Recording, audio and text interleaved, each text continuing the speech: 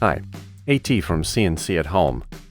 I was looking through the garage for some scrap wood that I could use in the router and found these two things. If you like this video, give it a thumbs up.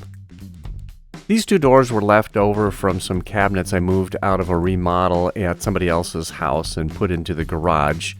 These doors are left over because of how the cabinets got installed in the garage and were no longer needed. Here are what the cabinets look like. They were in decent shape and they worked great in the garage.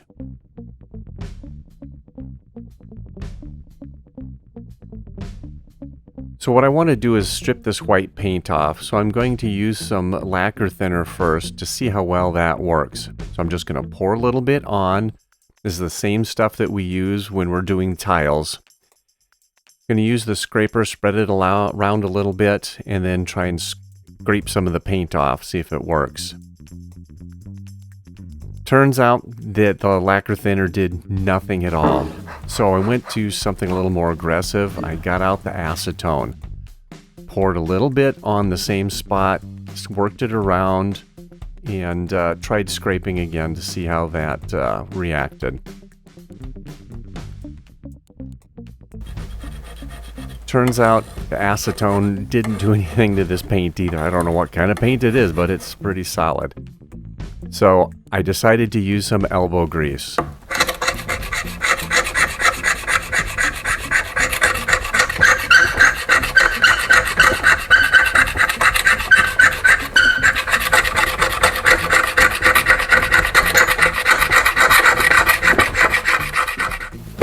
Between the scraper and some sandpaper, it turned out pretty well. I made some progress. Looks like the wood is pretty decent. It's supposed to be red oak. So I'm going to take some more elbow grease and clean this entire thing off. Here's what it looks like after I was done doing a bunch of scraping and sanding. The wood itself feels pretty good with the grain, but against the grain, it feels a little wavy. I had to get kind of aggressive at some points with the sandpaper to get the paint out. So as I run my hand across, I can feel the waves. What I want to do is take this over to a friend of mine who has a drum sander and run it through there a few times to see if we can get that smoothed off. He's done some work for me in the past and he's got the equipment, so we'll talk to him and see what he can do for us. Here's what the door looked like after we ran it through the sander. It's fantastic. It's flat, it's smooth. Now I put it on the table saw, cut off the edges, and then the next step is to cut this into 6 approximately equal-sized pieces. Here are what the pieces look like. They're approximately 8 inches by 6.5 inches. The ones on the left are nice and clean. The ones in the middle and on the right have some defects, basically where the hinges and the pull handles were attached. But we can use those for some fun projects. I have an idea what we can do with this blank. My brother and I were sitting around chatting, talking about math stuff, doing some geeky things like we tend to do. And we were talking about, at some point, Roman numerals came up. And, the old Roman numerals, IV, X, CL, M, all those things. And what we were talking about was how the Romans didn't actually have a number for 0. They didn't have a way of representing it. They had a word for it, nulla, but they didn't have a number for it in their math. And just out of the blue, my brother says something kind of funny. Here, let me read it for you. Oh, wrong piece of paper. Here we go. Let me read it for you. It's like, the closest the Romans came to having a 0 was Nero. You had to be there. It was hilarious. It was, comedy, timing. He busted up, I busted up. We were just laughing. So that became the quote of the day sort of thing. And it would be fun to put that on a plaque and give it to him just as a reminder. So that's what we're going to do. Let's go take a look at that process. I started out using Microsoft Word to do the layout for the letters and then exported it as an image. The quality of the image wasn't as good as I wanted, so I brought that into Photoshop. where then I added text using Photoshop and duplicated what I had done in Word. Once that was done, it looked quite a bit better, and I exported that as a JPEG image. Here's the JPEG image of what we did. It was much better than what was exported out of Word. So this is what I want to put into F-Engrave. We're going to use the F-Engrave program for doing our G-code creation. I'm going to import the image. There it is. Before we go any further, I want to make sure I have all my settings set correctly. So I notice that the 0 point is in the middle. I want that in the lower left, so I will set that to bottom left.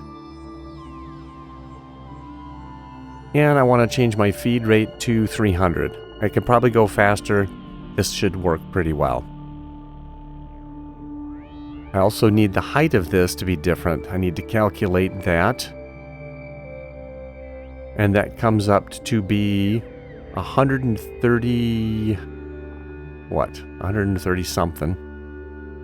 133.35. So we'll get that entered. We'll change the line thickness, which shouldn't be there. Here's another thing I see we need to change. I'm doing a V carve, so let's set that.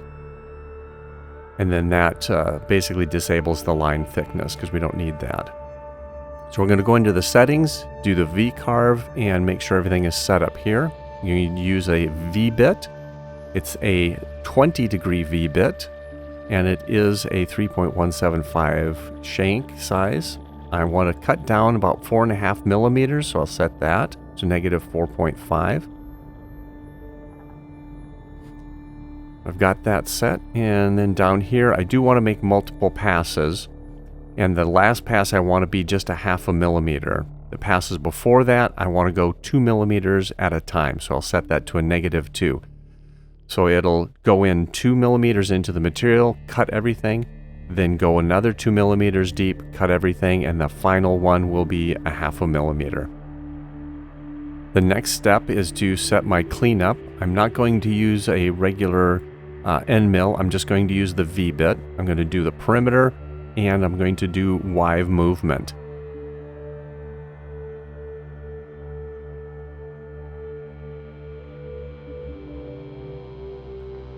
Those should be the correct settings, so let's go ahead and click on the create or calculate, and this is going to be for the initial cutting. Everything in black is what that V-bit's going to do. The next step will be to run the cleanup. It'll go through and clean up things like in the N here. You can see the gray. That's still material that needs to be cleaned away. Most of the letters still need some sort of cleanup. We just don't see it unless we zoomed in. So we'll go ahead and calculate the cleanup. This will show up as yellow. First thing, I see something is not quite right. I don't have one of my settings here correct. I want to change my step to something smaller. I'm going to change it to 0.2 millimeters. That's going to be the step between each of the passes. We'll go do another recalculate on this. The yellow part is the cleanup path, and you should see that tighten up once we do a recalculation.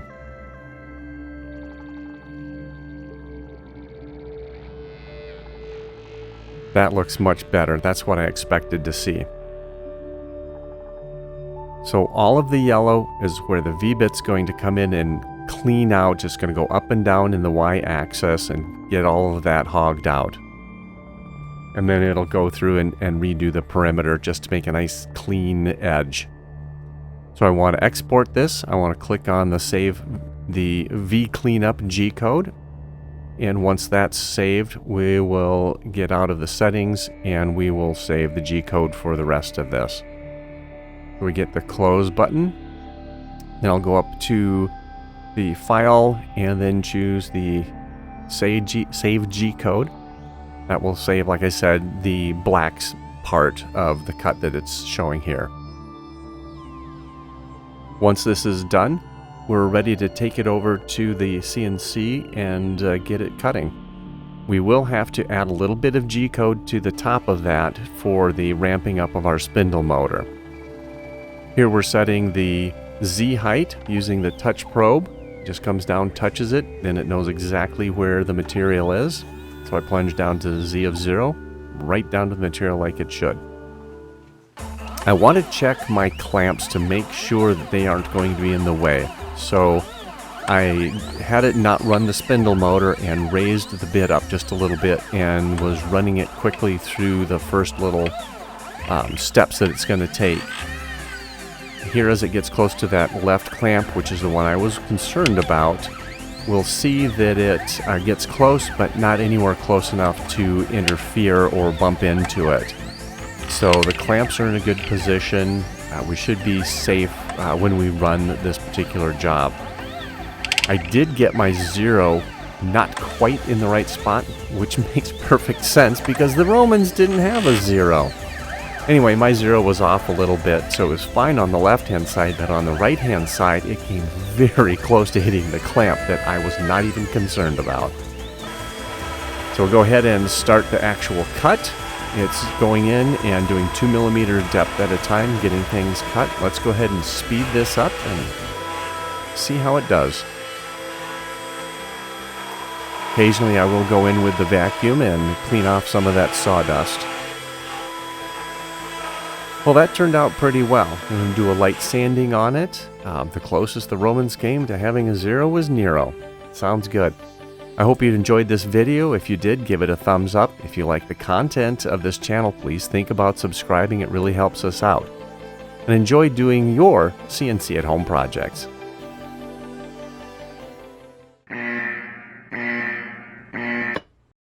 Oops.